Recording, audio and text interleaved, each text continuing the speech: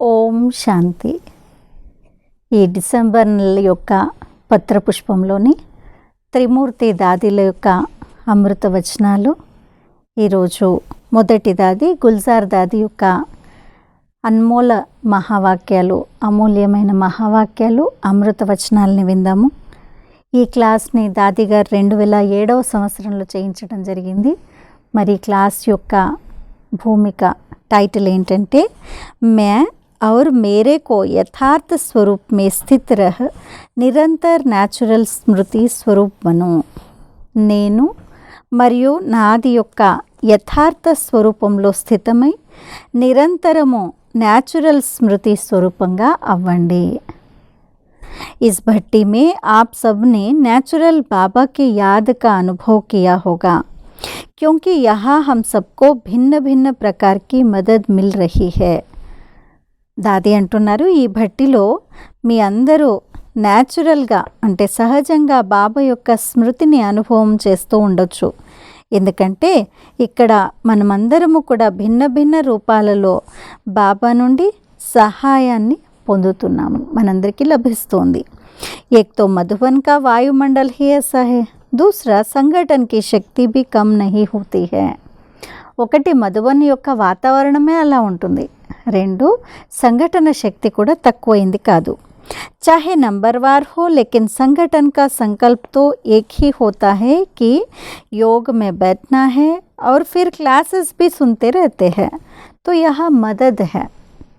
దాది అంటున్నారు, ఒకవేళ నంబర్గా వారుగా అయినా ఉండనివ్వండి, కానీ సంఘటితంగా ఏదైతే సంకల్పం ఒకటే ఉంటుందో, యోగంలో కూర్చోవాలని క్లాసెస్ వింటూ ఉంటారు, ఇది సహాయం చేస్తుంది. ఈ వాతావరణం ఏదైతే తయారవుతుందో అందరూ ఒకే సంకల్పంతో ఉండటం వల్ల అందరికీ సహాయం లభిస్తుంది.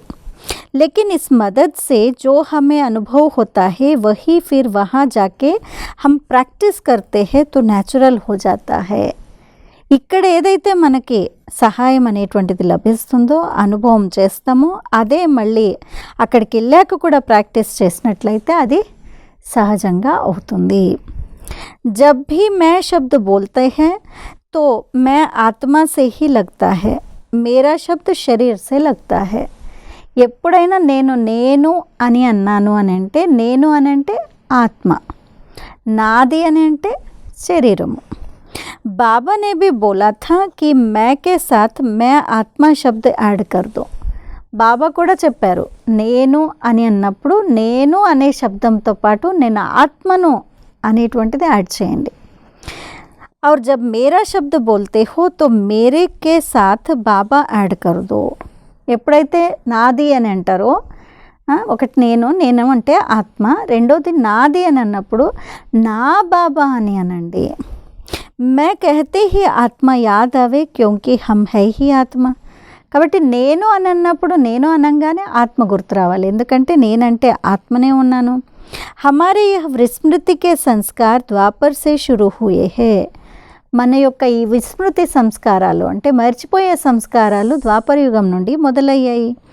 भले सतयुग में हम आत्मा के ज्ञान के बोल चाल में नहीं होंगे, लेकिन आत्म स्वरूप में जो सुख शांति पवित्रता है उसके प्रैक्टिकल स्वरूप में तो होंगे. దాది అంటున్నారు, భలే సత్యుగంలో మనం ఆత్మజ్ఞానాన్ని అలా మాట్లాడటము ఉండటము అవన్నీ లేవు, కానీ ఆత్మస్వరూపంలో సుఖము శాంతి పవిత్రత ఉందో దాని యొక్క ప్రాక్టికల్ స్వరూపంలో ఉంటాం. ఆత్మ జ్ఞానం లేదు, కానీ ఆత్మ యొక్క గుణాలు ఏవైతే ఉన్నాయో, స్వరూపం ఏదైతే ఉందో దాని యొక్క స్వరూపంలోనే స్మృతిలోనే ఉంటాము. लेकिन उसके बाद 63 जन्म हमारे यह संस्कार उल्टे काम करने लगे, यानी मेरे को ही मैं समझने लगे. సత్యుగంలో అలా ఉన్నాం, ఆత్మిక స్థితి యొక్క లేదు, స్వరూపం యొక్క స్వరూపంలోనే ఉన్నాము. కానీ 63 జన్మలు తీసుకుంటూ వచ్చిన కారణంగా ఈ సంస్కారాలు ఉల్టా కర్మలు చేస్తూ ఉండటము, అంటే నాదిని నేనుగా భావిస్తూ వచ్చేసాము. నాదేంటి ఈ శరీరము, కానీ ఈ శరీరాన్ని నేనుగా భావించేసేసాము.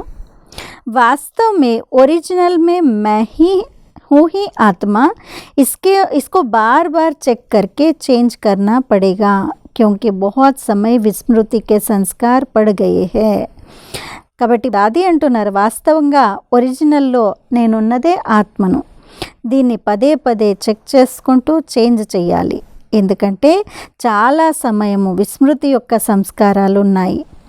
ఉల్టీ యాద్ ఇతనీ పక్కీ హో గయి హే జో वो నేచురల్ కామ్ కర్తా హే. విపరీతమైనటువంటి స్మృతి అంటే నేను శరీరాన్ని అనేటువంటి స్మృతి ఎంతగా గట్టిగా ఉందంటే అది న్యాచురల్ అయిపోయింది. తబ్ బాబా कहते हैं బార్ బార్ యహ్ స్మృతి స్వరూపను. అందుకనే బాబా పదే పదే పదే పదే ఈ స్మృతి స్వరూపంగా నేను ఆత్మని అనేటువంటి స్మృతి స్వరూపంగా ఉండండి అని అంటారు.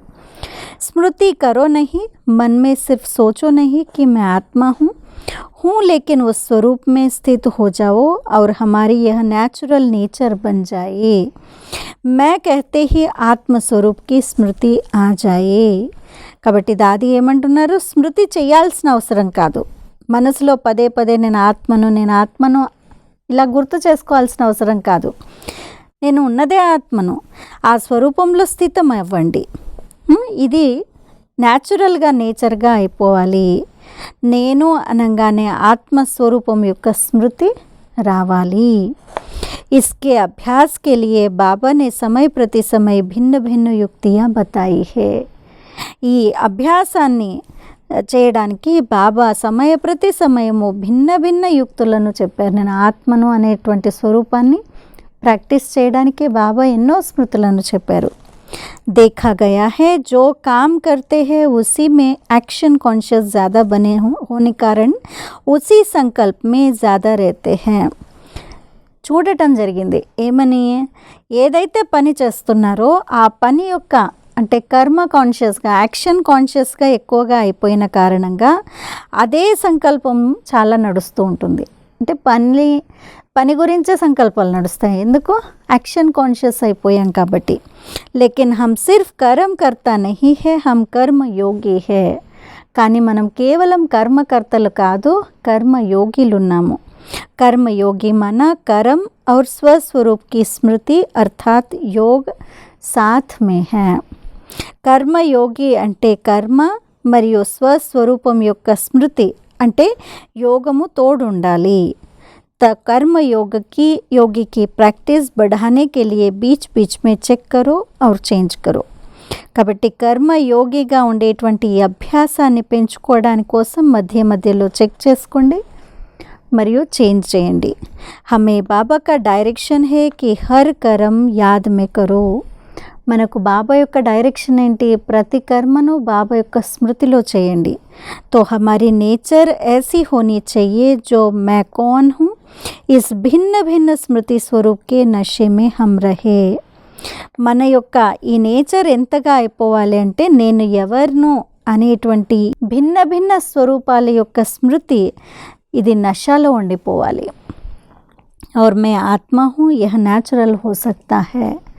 నేను ఆత్మను అనేటువంటి స్మృతి న్యాచురల్ అయిపోవాలి.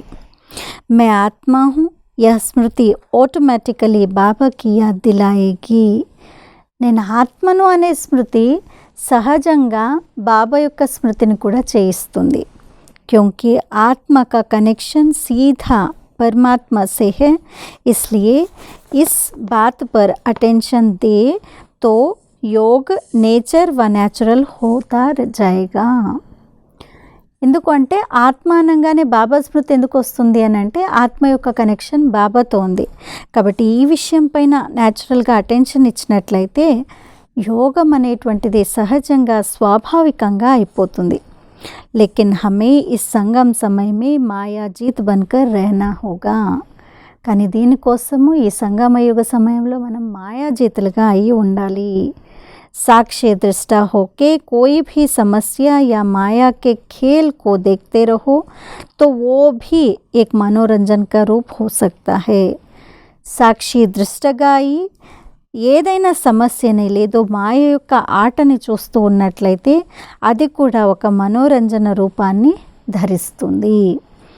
जब हम ज्वालामुखी की श्रेष्ठ स्थिति में होते हैं तो हमारी मनसा द्वारा हर आत्मा को भी जो भी शक्ति चाहिए, आत्मिक प्यार चाहिए, किसको आशीर्वाद चाहिए, किसको सहन शक्ति चाहिए, किसको सुख चाहिए, किसको शांति चाहिए, किसको खुशी चाहिए, तो वो सब उन्हें स्वतः ही प्राप्त हो सकता है.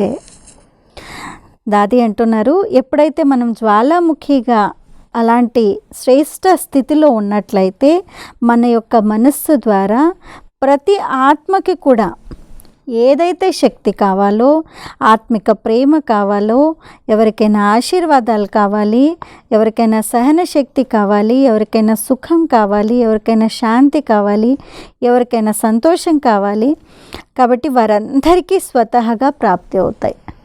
ఎప్పుడు జ్వాలా రూపస్థితి, జ్వాలాముఖి శ్రేష్ఠ స్థితిలో ఉన్నట్లయితే ఎవరికి ఏది కావాలంటే అది ఇవ్వగలము.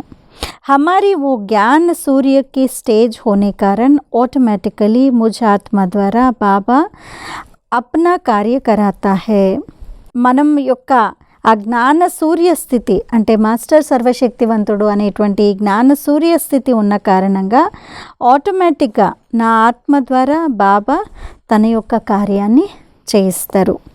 इस अवस्था तक पहुंचने के लिए हमें अपने ऊपर ही अटेंशन देने की ज़रूरत है. ఈ యొక్క స్థితి వరకు చేరుకోవడానికి కోసం మనము ఆ స్థితి వరకు చేరుకునేటువంటి అటెన్షన్ ఇచ్చే అవసరం ఉంది. यह संकल्प उत्पन्न हो कि मैं कौन और कैसी आत्मा हूँ और किसकी आत्मा हूँ और क्या करना है मुझे. దీనికోసం నేను ఎవరిని, నేను ఎలాంటి ఆత్మను, ఎవరినున్నాను, నేనేం చేయాలి, నేను ఎవరి వాణ్ణి, ఇవి గుర్తు చేసుకోండి. यह हमारा कार्य ऑटोमेटिकली चलता रहता है. ఇవన్నీ గుర్తున్నట్లయితే ఈ కార్యం తప్పకుండా జరుగుతూ ఉంటుంది. तो हम सभी यहाँ से जाते हुए इस अभ्यास के अनुभवी बने क्योंकि हम सब निमित्त विशेष सेवा के साथी बच्चे हैं. కాబట్టి దాది ఏమంటున్నారంటే మనందరము ఇక్కడి నుంచి వెళ్ళాక ఈ అభ్యాసం యొక్క అనుభవిగా అవుదాం. ఎందుకంటే మనమందరము నిమిత్తులు, విశేషంగా సేవా సాథీ పిల్లలు ఉన్నాము. టీచర్స్ క్లాస్ ఉండొచ్చు. तो हमको जो बाबा ने टाइटल दिया है उसी अनुसार हम इस लक्ष्य और उसी स्मृति में रहेंगे और अपना काम करते हुए आगे बढ़ते रहेंगे. కాబట్టి మనమందరము బాబా యొక్క టైటిల్ ఏదైతే బాబా ఇచ్చారో, బాబా మనకి ఏదైతే ఇచ్చారో దాని ప్రమాణంగా, దాని అనుసారంగా అదే లక్ష్యము, అదే స్మృతిలో ఉందాము. మన యొక్క పని చేస్తూ కూడా ముందుకి వెళ్తూ ఉందాము. समय अनुसार अभी तीव्र पुरुषार्थ करो तो हम समझते हैं बाबा जो हमारे से चाहते हैं वही स्वरूप में हम बाबा को अपना चित्र दिखा सकेंगे. కాబట్టి లాస్ట్లో ఇంకేమంటున్నారు, సమయం అనుసారంగా ఇప్పుడు ఏదైతే తీవ్ర పురుషార్థం చేస్తున్నారో నేనేమనుకుంటానంటే బాబా మనతో ఏదైతే కోరుకుంటున్నారో అదే స్వరూపము మనం బాబా ముందు ఆ చిత్రం కనిపించాలి. బాబా ఏదైతే మన నుండి కోరుకుంటున్నారో ఆ స్వరూపం యొక్క చిత్రం బాబా ముందు చూపించాలి. बाबा की मीठी मीठी बातें सुन करके सबके दिल में, मन में, बुद्धि में इस समय कौन है. బాబా యొక్క ఈ మధురాతి మధురమైనటువంటి విషయాలను వింటూ వింటూ అందరి హృదయంలో, మనస్సులో, బుద్ధిలో ఈ సమయంలో ఎవరున్నారో బాబా. और बाबा शब्द आता है तो मेरा बाबा पहले आता है क्योंकि मेरा कहने से अधिकार होता है और बाबा ने भी हमें मेरा कह के अपना अधिकार हमारे ऊपर भी रख दिया. మరి బాబా అనేటువంటి శబ్దం రాగానే నా బాబా అని అంటాము. నా అనగానే అధికారం ఉంటుంది. బాబా కూడా మన పిల్లలని నా వారు అని అధికారం మన పైన ఉంచారు. అవునా? నా పిల్లలు నా వారు అని అంటారు. जब भी संगठन में बैठते हो, आपस में जिस समय लेन देन करते हो, मना अपना विचार देते हो, उस समय अपने को मालिक समझ करके लेन देन करो. కాబట్టి బాబా ఏమంటున్నారు, ఎప్పుడైతే సంఘటనలో కూర్చున్నారో, పరస్పరంలో ఏ సమయంలో అయితే ఇచ్చిపుచ్చుకోవడం చేస్తారో, అంటే తమ యొక్క ఆలోచనలు ఉంటాయో ఆ సమయంలో తమల్ని మాలిక్గా అనుకొని ఇవ్వండి, పుచ్చుకోండి. एक बार विचार देने के बाद जब फाइनल हो जाता है उस समय सिर्फ बालक बन जाओ. ఒక్కసారి మాలిక్గా అయ్యి సంకల్పాన్ని ఇవ్వండి, సలహాలను ఇవ్వండి. కానీ ఆ తర్వాత ఎప్పుడైతే ఫైనల్ అవుతుందో అప్పుడు ఏదైతే ఫైనల్ అవుతుందో అక్కడ బాలక్ అంటే బాలికడుగా అయ్యి అది వినండి.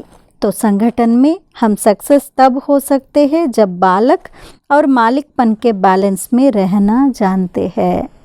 కాబట్టి సంఘటనలో మనము బాలక్ మరియు మాలిక్గా అయ్యేటువంటి బ్యాలెన్స్ తెలుసుకున్నప్పుడే సక్సెస్ఫుల్గా ఉండగలుగుతాము. సలహా ఇచ్చేప్పుడు మాలిక్గా అయ్యి ఇవ్వాలి, కానీ ఫైనల్ అవుతున్నప్పుడు బాలకుడిగా అయ్యి ఉండిపోవాలి. అప్పుడే సక్సెస్ఫుల్ అవుతాం. बालक सो मालिक हूँ, अगर बुद्धि में यह रखो तो हमारे संगठन जल्दी जल्दी बातों को फाइनल कर देगी.